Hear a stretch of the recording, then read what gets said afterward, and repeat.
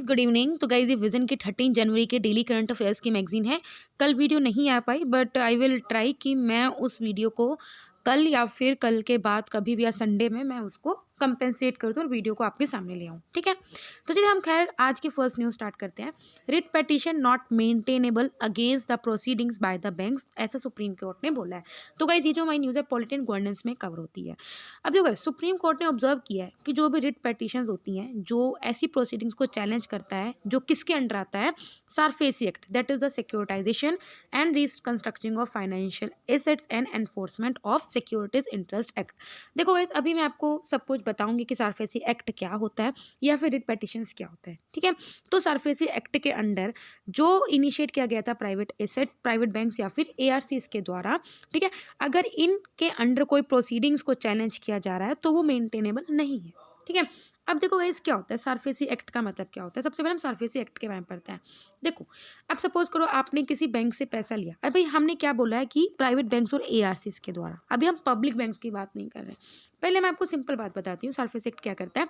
Suppose करो आपने किसी बैंक से लोन लिया, जैसे बड़े बड़े लोन लेते हैं लोग 100 करोड़ 200 करोड़, ठीक है, और लेकिन वो बाद में लोन को रीपेमेंट नहीं कर पाया, तो उससे क्या होएगा, जो बैंक का जो मनी थी वो डेप्रिशिएट हो जाएगी।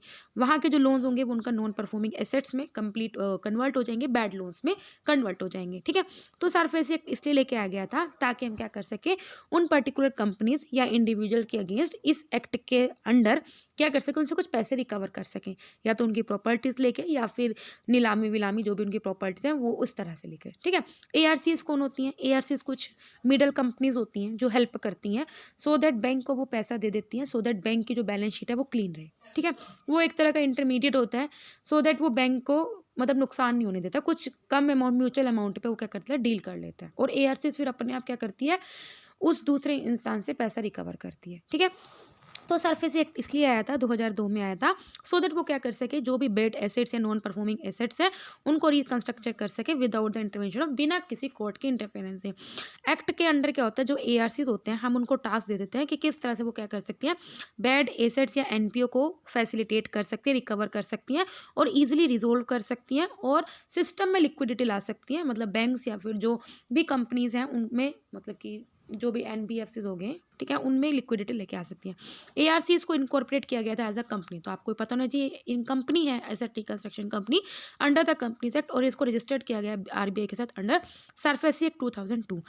ये क्या कर सकती है, सिर्फ सिक्योर्ड क्रेडिटर्स को ही अलाउ करती है। मतलब कि एआरसीज के अंदर भी जो ओनली सिक्योर क्रेडिटर्स हैं, बिकॉज यार आपके पास पैसे तभी तो आप बैंक को पैसे दे रहे हो ना, मतलब कि जो लेंडर्स जो लोन्स को बैक नहीं करते, ठीक है, to take possession over a collateral security if the debtor defaults in a repayment. ठीक है, तो ये होता है सारफेसी एक्ट। अब हम देखते हैं रिट पेटिशन क्या होता है। देखो कर्नाटका हाई कोर्ट में ये आया था जिसमें बोला था कि आर्टिकल 226 के अंडर आप रिट पेटिशन को एंटरटेन कर सकते हो। ठीक है, filed by the borrowers against an ARC. ठीक है, मतलब कि आप क्या कर सकते हो, एआरसी के अगेंस्ट भी आप क्या कर सकते हो, रिट पेटिशन को फाइल कर सकते हो। ठीक है, borrowers aggrieved by the proceeding, अगर सपोज करो बोरोवर है जिसने पैसा लिया हुआ है, अब क्योंकि सारफेसी एक्ट चल रहा है, वो सारफेसी एक्ट किसके अंडर चलेगा, बोरोवर के अगेंस्ट चलेगा ना, जिसने पैसा उधार लिया, क्योंकि उसने पैसे नहीं दिए। तो अगर जो बोरोवर्स है वो उसकी प्रोसीडिंग से मतलब तंग आ चुका है तो वो रेमेडी चाह ले सकता है।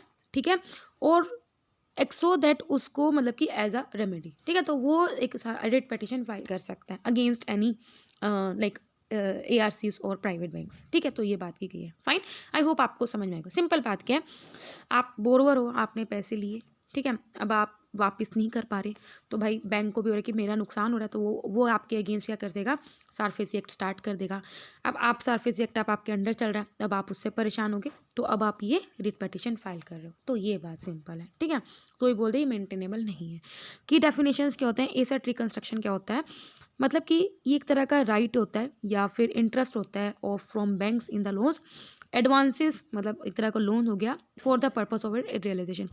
सिक्योरिटाइजेशन क्या होता है, तो ये बात आप सिक्योरिटी के लिए कोई अपना बैंक में रखते हो पैसा, ठीक है, by way of issuing security receipt to qualified buyers और एनी अदर मीन्स। ठीक है, ARCs और बैड बैंक क्या होते हैं, एक तरह का फाइनेंशियल इंस्टीट्यूशन होते हैं, वही जो बैंक से उसका उधार खरीद लेते हैं म्यूचुअल एग्रीड वैल्यू पे और फिर उसको डेप्ट को रिकवर करते हैं अपने आप। ठीक है, ये मैं आपको ऑलरेडी बता चुकी हूँ। आई होप आपको समझ में आया होगा। फाइन।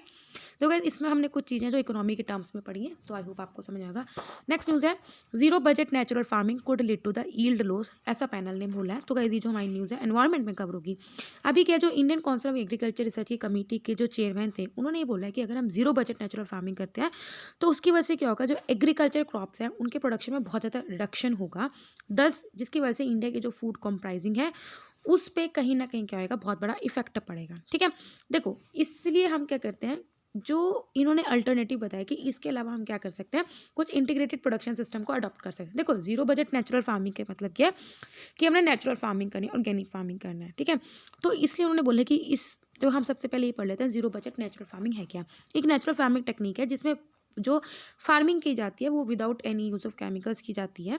ठीक है, या फिर मतलब without any spending any money on the inputs, मतलब इनपुट जैसे ना ही आप कुछ लाइक मशीनरी यूज़ कर रहे हो इस तरह का। ठीक है, ये केमिकल फ्री एग्रीकल्चर होता है जो 4 पिलर्स पे बेस्ड होता है। 4 पिलर आप देख सकते हो, जीवामित्रा या जीवामूर्ता। तो गाइस ये 4 पिलर आपको पता होना चाहिए, बीजामित्रा, अकाडना, वापसा। ठीक है, इसे हम रिप्लेस करते हैं केमिकल फर्टिलाइजर्स को विद काउ डंग, गोबर से।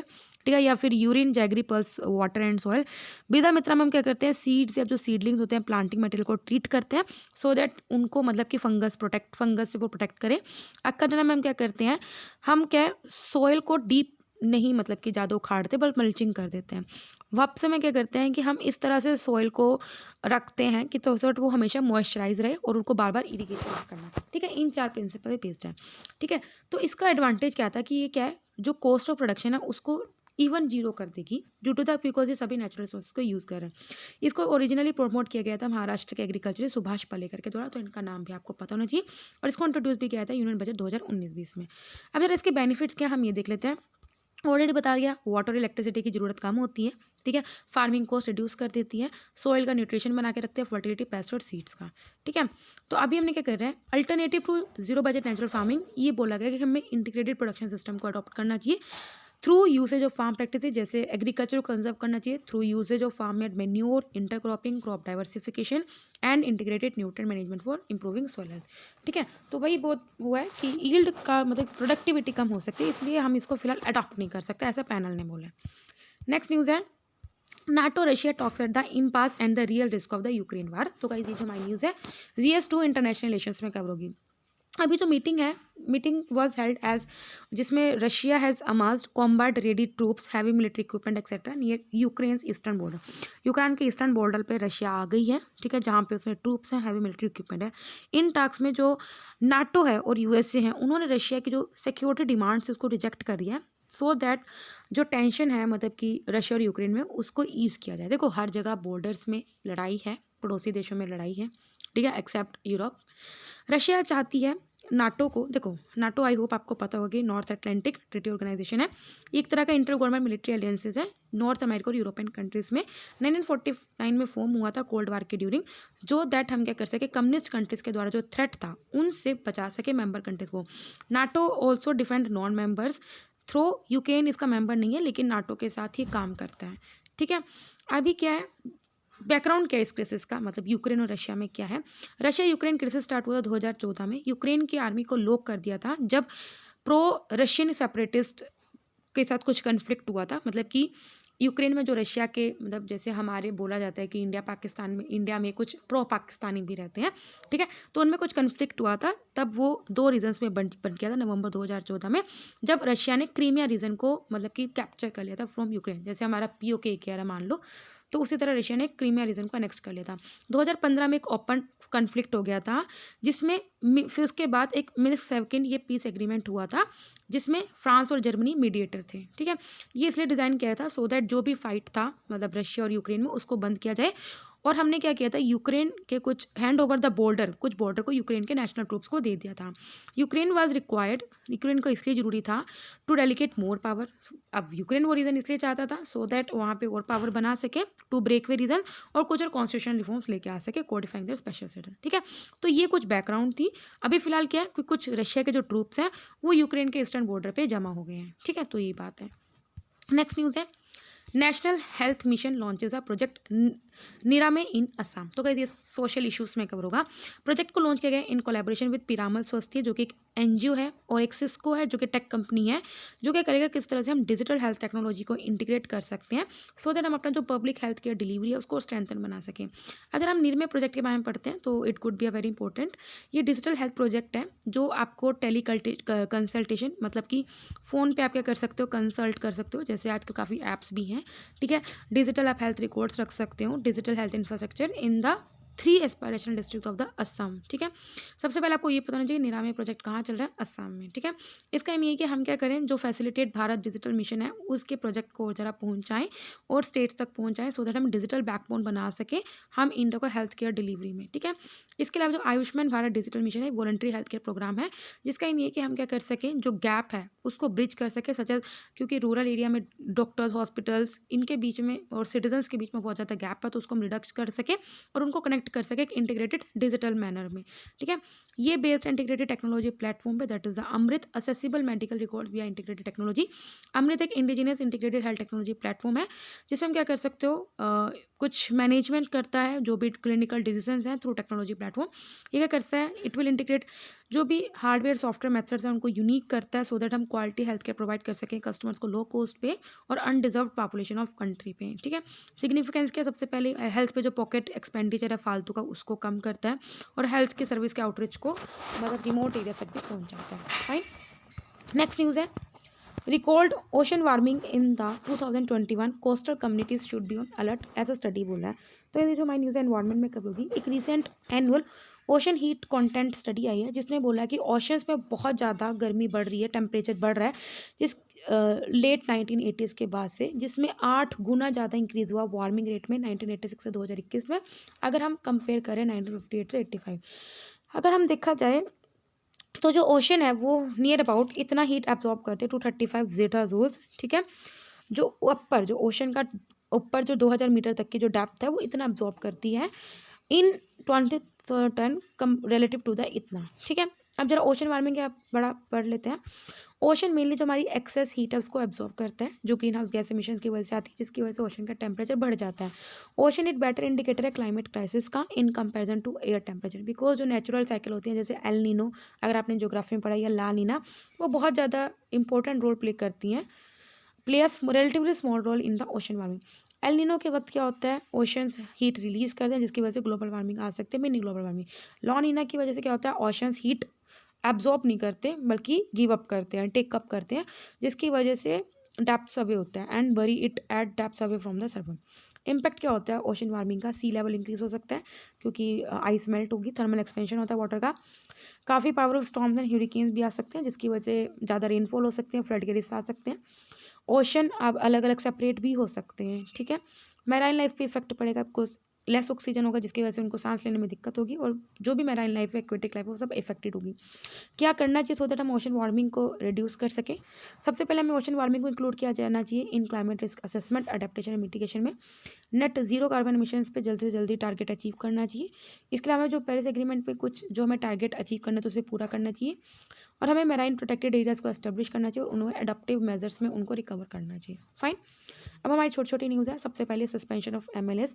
रिसेंटली के सुप्रीम कोर्ट ने बोला है कि अगर महाराष्ट्र असेंबली के द्वारा एमएलए का जो 1 ईयर सस्पेंशन किया गया है वो बोला है कि it is dangerous for democracy और एक तरह का अनकॉन्स्टिट्यूशनल है।